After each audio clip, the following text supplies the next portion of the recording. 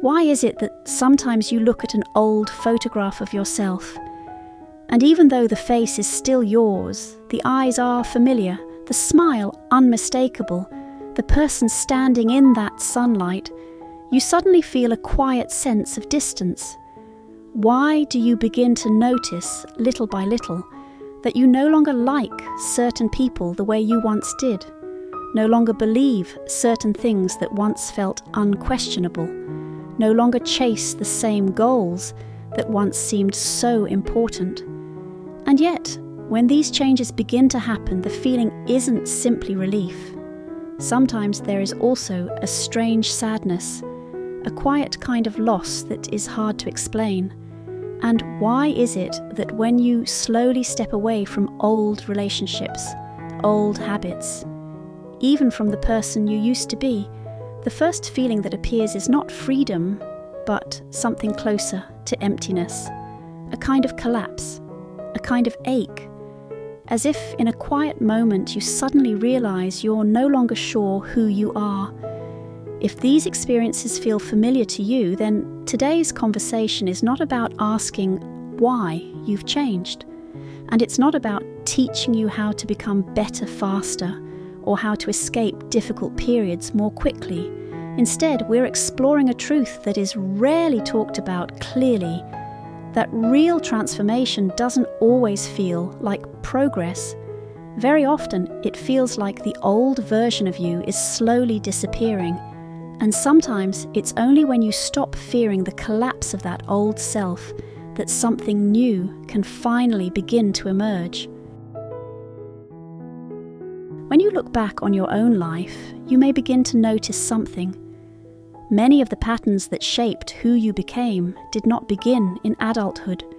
They started much earlier, perhaps around the dinner table, perhaps in the living room, or maybe during a moment when a conversation suddenly became quiet. You were young, about to say something, and then you sensed it, the tension in the air, so you paused. You began to watch the expressions of the adults around you, the tone in their voices, even a small sigh. Slowly you developed a skill, the ability to read the room. You learned when it was safer to stay quiet, when it might be better not to express what you truly felt. Some words you stopped saying, some emotions you quietly pulled back. Over time, you became the person who was easy to get along with, considerate, reliable. The psychoanalyst Donald Winnicott described this adaptation as the false self. When a child's real feelings are not always welcomed, the mind gradually creates a version of the self that is easier to accept. A self that is more agreeable, more dependable, more acceptable to others. From the outside, this can look like maturity, but at a deeper level, it is often a form of adaptation, and slowly your real self is placed quietly to the side, while the version of you designed to be accepted becomes the one you show the world most often. When these early adaptations are carried into adult life, they rarely disappear. They simply become more sophisticated, perhaps at work. A colleague asks you, "How have you been lately?" And almost automatically you answer, "I'm good," even when you're already exhausted, or maybe among friends. When someone needs help, you rarely refuse, even if it means pushing your own needs further and further aside. Gradually, you begin to take on certain roles. The reliable one, the one who always solves problems, the one who appears strong all the time. And over time, these roles can begin to feel natural. You grow used to appearing stable in front of others, used to holding your emotions in, used to saying it's fine more and more easily. The Swiss psychologist Carl Jung called this phenomenon the persona. It refers to the face we gradually develop in order to function in society. It helps us follow rules, meet expectations, and navigate complex relationships. But there is a quiet danger in this. When a mask is worn for too long, you may slowly forget something important. That face was originally a role, not the entirety of who you are. When a behavior is repeated for many years, it stops being just a habit. It becomes an automatic response. You may have noticed this. Sometimes when you want to express what you truly think, your body hesitates first. A familiar tension appears. And so once again you pause. You might tell yourself, maybe it's not worth it. Better not say anything. When moments like this happen often enough, your brain begins to remember them. Neuroscience calls this process neuroplasticity. In simple terms, when a certain thought or reaction is repeated again and again, the neural connections in your brain become stronger, like a small path that is walked over repeatedly. Over time, that path becomes the easiest one to follow. So when a new situation appears, your brain instinctively guides you back to the familiar route: silence, endurance, continuing to play the version of yourself that others expect. Slowly, this pattern can even begin to feel like your personality. But in many cases, it isn't your true nature. It's simply that your brain has become very used to walking that path. At some point, this familiar pattern may begin to shift, perhaps after a relationship that breaks your heart, or during a quiet night when you suddenly realize it has been a very long time since you truly expressed what you feel. In that moment, a strange sensation can begin to appear.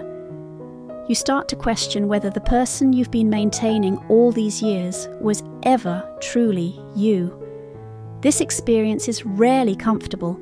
Psychologists sometimes describe it as a kind of ego disintegration. Because when an old identity begins to loosen, your brain naturally becomes uneasy. It prefers stability. It prefers patterns that have existed for a long time. So when those patterns start to break apart, you may feel confused. You may even feel as if something solid inside you has disappeared. But from the perspective of psychological development, this instability is not necessarily a bad sign. Many profound transformations do not happen in stability. They happen when the old structures begin to loosen and new possibilities quietly appear. Sometimes what feels like losing yourself is simply the process of leaving behind a version of you that no longer fits your life. When old patterns begin to loosen, the feeling often doesn't resemble growth. It feels more like loss. You may notice that you no longer easily accommodate everyone. Some things you begin to say out loud. Some requests you begin to decline. At first, these changes may feel unsettling, because the familiar version of yourself is slowly stepping away, and the new version has not fully appeared yet. Carl Jung called this process individuation. It does not mean becoming a completely different person. Instead, it means slowly reclaiming the parts of yourself that were once suppressed. You begin to acknowledge your emotions. You begin to recognize your needs. And you start to understand that many of the ways you adapted in the past were simply ways to survive. And so change is no longer about fixing yourself. It becomes a process of rediscovering yourself. You no longer need to constantly perform a role. You no longer need to prove your worth through a mask. And slowly you begin to realize something. The person you once believed had disappeared was never truly gone. That self was simply waiting quietly until the moment you were finally ready to welcome it back. And when that moment arrives, you begin to understand real transformation is not about becoming someone new. It is about finally learning to live as yourself. This is happy psychology. May you understand yourself with more clarity and meet change without losing who you are. See you next time.